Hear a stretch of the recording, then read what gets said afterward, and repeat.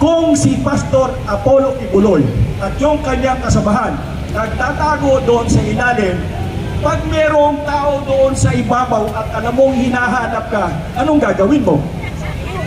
Eh di siyempre ikaw ay aalis. Yes. Isipin nyo, hanggang kahapon yata o kanina, magja-jackhammer pa sila. Eh kung magja-jackhammer ka, tapos nagtatago ka sa ilalim, ano ka namang hintayin mo pang bubukasyon? So hindi tao ang hinahanap. Kayamanan. Si Torre. And most likely, kung nakikita nila doon, yun po ay epekto ng mga bakal sa ilalim o kaya po naman ay wire na itinagong sa ilalim o mga minerals na nandoon nagabulok. Kaya po yan ay merong parabelum. Ang tawag niya ay heartbeat. Oh. Lastly, So hindi tao, hindi tao. hindi. Pero meron siyang sinasabing bunker eh. Meron siyang sinasabing bunker. Now remember to ask treasure hunters, when you say bunker, isa lang ang ibig sabihin yan, depository. And nagulat ako, bakit lumabas sa bibig ni General Torre ang salitang bunker? Saan ito nanggaling? Kami pong mga treasure hunter ay merong mga linggo. Kami po ay merong mga salitang sariling amin. Ako po ay nagulat nung si General Torre, General Torre, na meron siyang sinasabi na hinahanap daw doon sa kingdom ninyo na ang tawag niya ay bunker. Yung pong salitang bunker ay terminology namin. Amin po yan.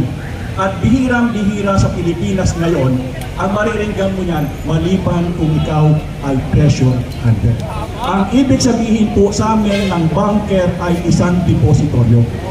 Yan po ang ibig sabihin namin ng bunker. Kaya nagulat ako, bakit lumabas sa bibig ni General Torre ang salitang bunker? Ngayon, isa pa sa sinabi niya ay meron daw heartbeat.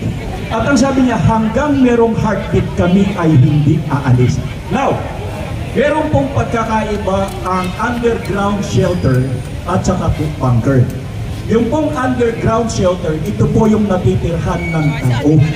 Yung bunker po, sa ngayon, sa terminology namin, ay hindi sapagkat ito'y depository. Ngayon, ang sabi po niya ay meron daw heartbeat. So, teka muna, ang heartbeat dapat stethoscope ang gagamitin ko kasi heartbeat eh. Pero ang ginamit nila ay GPR, Ground Penetrating Radar. Ginagamit po namin ito. Yung pong Ground Penetrating Radar, ito po ay tinutulak at habang itinutulak po, ito po ay nagre-register ng parabellum. Akyat na akyat kasi po meron po itong transmitter at meron po itong receiver.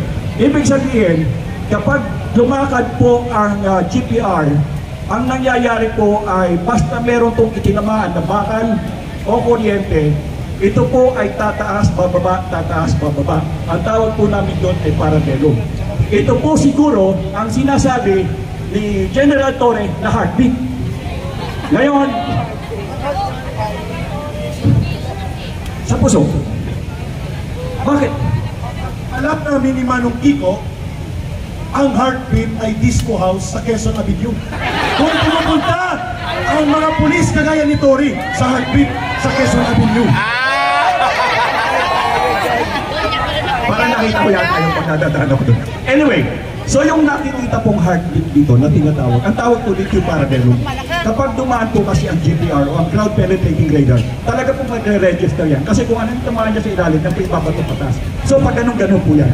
So ibig sabihin, ito po siguro yung nakikita ni Ginoong Torre na nag-heart, ang tawag niya ay heartbeat. Ang tawag po hindi heartbeat, parabellum po yun. Kasi dinaanan po ito ng Ground Penetrating Radar na alam po na kanilang ginamit doon sa kingdom. Now, ito po ang problema dyan. Ako po'y nagtataka dahil nasa meron pong 3,000 pulis at full battle gear. Kami po sa treasure hunter, ito po problema namin security. Kasi ang sabi namin, kung sakaling kami maglabas, ang number 1 na kalaban namin, yung kukuha sa amin. So kinakailangan namin ng security. So bakit meron 3,000 na pulis at full battle gear? So ibig sabihin, this is very remarkable na magkakaroon talaga ng security. May babantayan ito. At saka isa pa, hindi na pa kayo nag-iisip. Kung si Pastor Apollo Kibuloy at yung kanyang kasabahan nagtatago doon sa ilalim, pag merong tao doon sa ibabaw at alam mong hinahanap ka, anong gagawin mo? eh di siyempre ikaw ay aalis. Yes. Isipin nyo, hanggang kahapon yata o kanina, magja-jackhammer pa sila. Eh kung magja-jackhammer ka, tapos nagtatago ka sa ilalim, ano ka namang hintayin mo pang bubukasyon? So hindi tao ang hinahanap Kayamanan. ni Torre. And most likely, kung nakikita nila doon, yung po ay epekto ng mga bakal sa ilalim o kaya po naman ay wire na itinago sa ilalim o mga minerals na nandoon nagabulok. Kaya po yan ay merong parabelum. Ang tawag niya ay heartbeat. Oh. Lastly, So hindi tao, hindi tao. hindi. Pero meron siyang sinasabing bunker eh. Meron siyang sinasabing bunker. Now remember to ask treasure hunters, when you say bunker, isa lang ang ibig sabihin yan, President. And nagulat ako, bakit lumabas sa bibig ni General Torre ang salitang bunker. Saan ito nanggaling?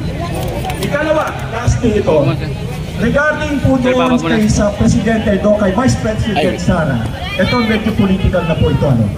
Hindi po papayagan ang ating pangalawang Pangulo na makaupo na Presidente. Katulad ng ginawa kay Trump na binaril tinamaan sa puno ng tenga. Hindi papayagan si Trump at hindi papayagan magtagpo si Trump at si Duterte. Bakit? Dahilan po sa tinatawag na pivot to Asia. Ang pivot to Asia, naganap po ito noong kapanahunan ni Barack Obama. Ang problema, dapat ang mananalong presidente ay si Clinton, yung babae. Unfortunately, may wild card. Si Trump ang nanalo.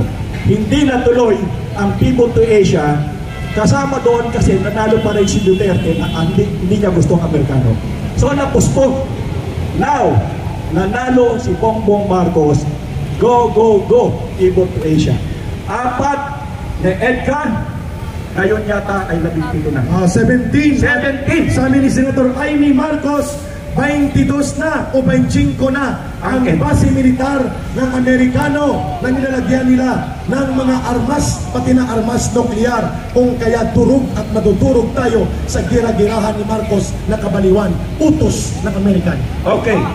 Isa pang napansin ninyo, doon sa panahon na itong 4 days na ito, merong mga Amerikano, pero mga Pilipino or Filipino-Americans ang kanilang inilagay doon para hindi halata.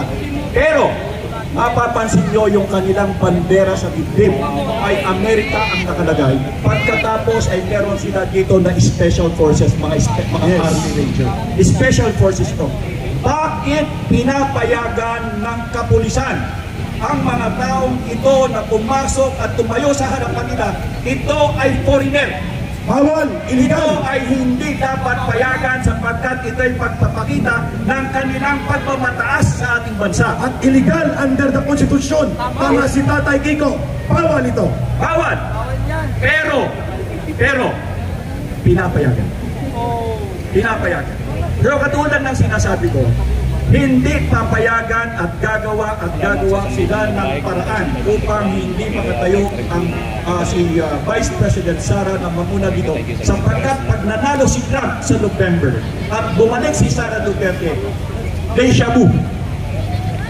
Trump and Duterte, Trump, Duterte again. Postpone na naman. Tatay Kiko, linawin natin ang sinabi mo. Deja vu ha, hindi deja vu. Ang deja vu, panunumbalik ng mga lumang kasaysayan sa nakaraan na nagaganap muli sa kasalukuyan. Deja vu, pero may deja vu din sa Malacanang. Okay, so yun lamang po ang nais kong sabihin sa inyo. Tayo po ay ako nga po pala yung nagsalita doon sa Maisog, doon sa Pampanga ng tungkol si Edka. Actually, ang aside ko pong sasabihin, ito ako po'y nauwi sa Edka doon. Pero babalik ka pa rin. Nasabi ko rin, You will go back here. yes, at maraming salamat po dahil nasabi ko rin sa inyo, yung gusto namin sabihin na Presidente Bongbong Marcos, bayaran mo na yung dapat kong bayaran doon sa hatol na korte sa Hawaii. Mabuhay si Tatay Kiko at ang grupo